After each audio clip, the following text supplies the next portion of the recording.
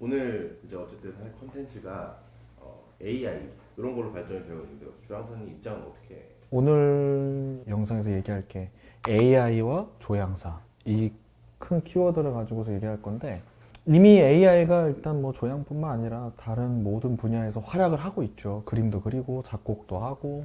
제 맞춤 향수 고객님 중에서는 음악 감독이 있는데 그분들도 일이 많이 줄고, 매종 릴리앙 이재희 조향사님 있는 곳 거기서도 이미 AI로 원데이 클래스 하고 있고, 최근에 또 홍대 악센트라고 또 아예 AI 향수 공방 컨셉으로 만들어주고. 현재 지금 우리가 사는 시대의 AI와 조향에 대해서 이렇게 얘기를 하자면, 일단 조향이 뭔지를 알아야 되는데, 조향사라는 게 이제 한자를 보면 조가 고를 조자예요.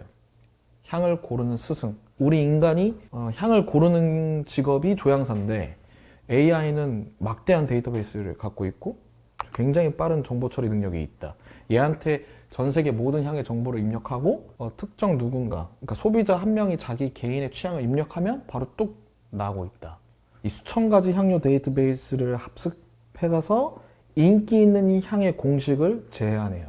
중요한 건 이 친구가 없는 레시피를 만든다는 거, 그리고 시장성이 높은 향을 예측한다는 게 중요해요. 그러니까 조향의 역사가 이제 거의 뭐 아무리 못해도 500년이 넘었는데, 프랑스는 그 500년의 데이터베이스를 갖고 있으니까 이 500년 동안 나오지 않는 거를 얘가 알고 있다는 거지. 인간은 사실 불가능해요. 인간은, 그러니까 정보를 갖고 있을 수 있는 데이터베이스 하드디스크 한계가 있고, 아무리 감각이 좋아도 그걸 다 외울 수는 없다고 보거든요. 근데 AI는 그게 가능하죠. 지금도 사우디아라비아, 브라질 이런 데 출시해서 판매를 하고 있단 말이에요. 뭐 다른 거는 뭐 카토 뭐 이런 것도 있고, 센트메이트, 많은 뭐 센트에어 같은 공간향 전문 기업까지도 AI를 지금 쓰고 있다. 수많은 대기업들과 어떤 이 투자자들이 AI를 적극 활용해서 돈을 벌고 있다. 조향사의 어떤 영역을 많이 침범했다. 이렇게 볼 수 있어요. 어떻게 보면 그게 좀 더 사업 수익이 더 낮다고 생각하는 거고. 당연한 거예요. 그러니까 저도 사업을 하지만, 저도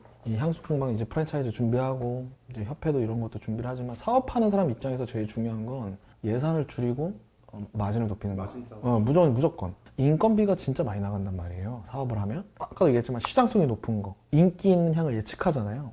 당연히 적은 비용에 높은 확률의 성공률을 가지고 마진이 높은 AI를 선택하죠. 그렇다 보니 어디에다 영향을 주냐? 향료 회사 이런 쪽에 많이 영향을 줄 거예요. 그러니까 뭐 저번 영상에서도 설명했던 그 센터 아티스트라든가 개인 사업자들의 영향은 조금 이후에 올 거예요. 좀 시간이 걸릴 거란 말이에요. 근데 이제 대기업들이 로션을 만들거나 뭐 샴푸를 만들거나 핸드크림을 만들거나 그래요. 그러면 AI 그냥 그 향료 디자인 회사들이 많이 처음에는 타격을 좀 입지 않을까?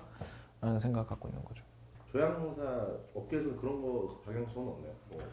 앞으로는 시장이 둘로 나눠질 거라고 저는 예상하고 있어요. AI 향수와 핸드메이드 향수. 향수는 똑같을 거예요. 그러니까 AI 공장으로 찍어낸 향수를 쓰는 사람들이 있을 것이고, 그거에 대한 장단점이 존재할 것이고, 조향사 장인분들, 향의 이제 향쟁이분들, 향장인분들 찾아가서 그 감성과 가치를 더 높게 측정하는 사람들의 매니아층이 또 따로 있을 거고. 뭐 조향사 입장에서는 AI 향수를 보면 접근성이 참 좋다. 그리고 향수의 어떤 가격적인 부담을 많이 내려줬다라는 장점은 있지만, 예술적인 어떤 그런 시점으로 보기에는 시간이 아직은 더 필요하다. 반대로 핸드메이드의 단점은 비싸다.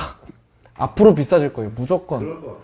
압도적으로 비싸질 거예요. 왜냐면 AI가 침투하면 침투할수록 수많은 조향사들이 사라지니까 이 소수의 실력 있는 사람들만 남으니까 당연히 더 비싸질 수밖에 없겠죠. 또 좋은 질문 해주셨는데, 센트 아티스트들이 많이 살아남을 것이다. 그러니까 어차피 그 기술의 발전이 계속 이루어지고 있기 때문에 금방 따라잡힐 거예요. 어떤 AI가 만든 거랑 일반적인 레벨의 어떤 분별이 많이 힘든 상황까지도 올 거고, 재료가 똑같다면 당연히. 그래서 우리 인간이 가지고 있는데 AI한테는 가지고 없는 걸로 승부를 봐야 된단 말이죠. 어떤 감성, 메시지, 스토리, 예술적인 어떤 활동, 작품, 이런 걸로 더 집중해서 진화할 필요가 있다. 제가 동료들이랑 다양한 분야의 이 예술 분야에 어떤 요리하고 있는 친구, 뭐 미슐랭 이런 친구들한테도 같이 이런 주제로 얘기를 했어요. 근데 몇몇 친구들은 AI 시대를 체감을 못하고 있어요.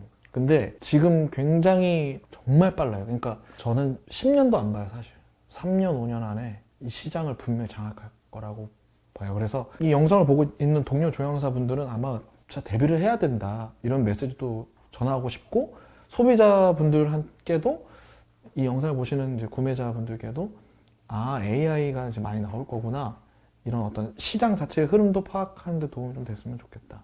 센트 아티스트란 말이에요. 저는 제 입장에서는 이 향으로 작품 활동을 하고 있는 오히려 좋다. 예전부터 이거를 계속 해왔고, 나는 어떤 뭐 이 제품, 향 제품 브랜드화해서 만드는 것보다는 이 활동, 작품 활동, 그러니까 뭐 이렇게 전시를 하거나 공연을 하거나 이런 걸로 했기 때문에 저와 같은 활동을 하고 있는 사람들은 더 가치가 높아지니까, 우리가 더 앞서 있으니까 기회가 될 수 있다. 이렇게 정리할 수 있겠네요. 중요한 건 AI가 할 수 없는 걸 해야 돼요. 인간이. 그래야 살아남아요. AI한테 대체되지 않으려면 인간 고유의 스킬이 있어야 돼요. 향이라는 건 감정과 스토리가 무조건 있단 말이에요. 근데 지금 AI가 감정과 스토리까지는 침범할 수 없으니, 우리 조향사들이 인간만이 할 수 있는 것이 향의 감정을 담고 스토리를 담는 예술 활동이니까 그거에 대해서 좀 더 디벨롭할 필요가 있다라는 거예요. 그렇다면 AI가 이제 다가오는데 우리 조향사들이 AI를 배척해야 될까? 아니면 같이 공존하고 협업해야 될까? 이런 또 질문이 들어올 수 있거든요. 저는 협업하는 게 맞다고 봐요. AI가 우리를 대체하는 것이 아니라 우리를 오히려 확장시킬 수 있다. 기회가 될 수 있다. 지금도 저는 가끔 AI를 쓰거든요. 향료 조사할 때라던가 뭐 자료 조사할 때라던가 굉장히 속도가 빠르니까, 물론 팩트체크는 해봐야 되지만, 얘네들이 알려주더라도 실제로 그러한지 확인해봐야 되겠지만, 이런 식으로라도 지금 당장에는, 지금 우리가 사는 이 시대에는 AI가 우리에게 주는 도움이 많기 때문에 협업을 해야 된다. 막 AI는 안 돼, AI가 조향해, 그거는 무조건 들어오면 안 돼, 이런 거는 조금 구시대적인 발상일 수 있다, 이렇게 생각해요. 그냥 좀 긍정적으로 좀 받아들이는 게 좀 낫다고 생각합니다. 맞아요. 오히려 저는 기회인 것 같아요. 저는. 왜냐면 이제 비로소 AI가 찍어내니까, AI가 향수를 이제 찍어내잖아요. 근데 이게 되게 퀄리티가 높을 거란 말이에요.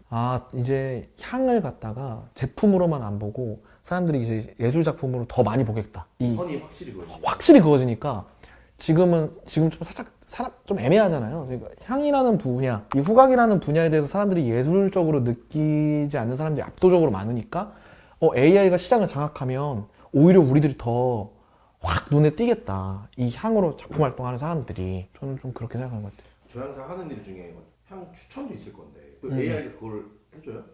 해주긴 하는데요. 아직 멀었어요. 왜냐면 이거 얘기를 답하려면 이 편도체와 해마 얘기를 해야 되는데, 냄새를 맡고 평가한다는 것은 우리 뇌가 일을 해요. 편도체는 감정을 생성시키고 해마는 이제 기억하게 하는 거고, AI가 만약에 감독님한테 향수를 추천하려고 해요. 그래서 AI가 물어봐요. 어떤 거 뭐 좋아하세요? 그러면 뭐 감독님이 저는 뭐 섹시해 보이는 거 좋고요. 좀 듬직했으면 좋겠고요. 지속시간 좋았으면 좋겠고요. 이렇게 따따따따 얘기할 거란 말이에요. 이건 객관성이 있습니까? 없습니까? 없어요. 다 주관적인 감독님의 생각이란 말이에요. 누군가한테는 감독님이 생각한 섹시한 향이 섹시하지 않을 수 있단 말이에요. 이게 다 편도체와 해마에 근거한 거예요. 본인이 생각했던 이미지들이 다 뇌 속에 있잖아요. 근데 그거를 얘가 공감이라는 걸 할 수 있을까? AI가? 이 텍스트만으로? 아주 뭐 불가능해요, 그거는. 그 말을 들었다고 해서 얘가 그걸 텍스트를 딱 들어가지고 감독님의 어떤 주관적인 그 니즈를 갖다가 객관적인 향수를 준다? 그건 불가능해요. 저도 향수를 추천하는데 오래 걸려요, 한 사람에게. 대화를 많이 해봐야 되고, 이 사람이 표현하는 걸 내가 이해해야 된단 말이에요. 이 사람이 만약에 어떤 뭐 장미향을 갖다가 귀엽대.